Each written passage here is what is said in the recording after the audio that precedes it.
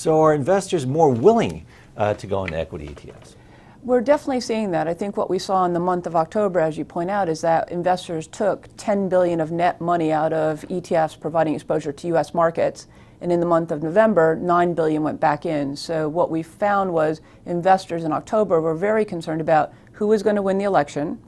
The Hurricane Sandy was announced it was coming towards the U.S. on October 20th, and also I think the fiscal cliff. And so we clearly have certainty as to elections and what the impact of Hurricane Sandy was. And I think many investors expect that we will muddle our way through the fiscal cliff and therefore are feeling more comfortable that they want to go back into the U.S. market. Okay, let's say we get over the fiscal cliff, then what do you see for next year in terms of U.S. equity ETFs?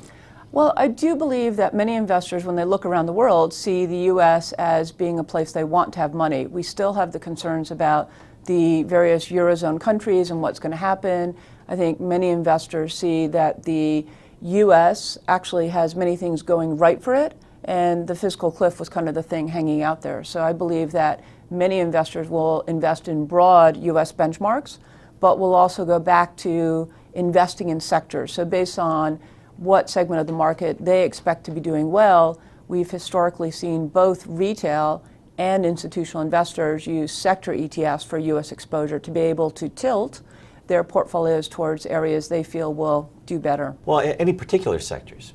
Well, I think many people feel that with Obama having won, that healthcare will do better.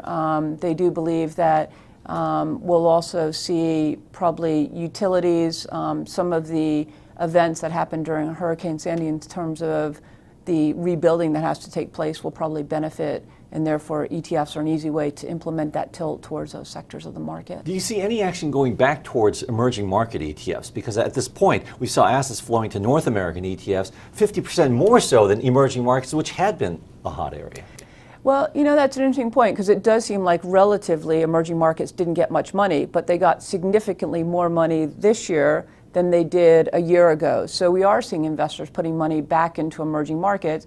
Many are viewing the fact that you do need to have a diversified view of investing, and so clearly having some money in developed as well as in emerging markets is something that we're seeing increasingly being embraced by many investors.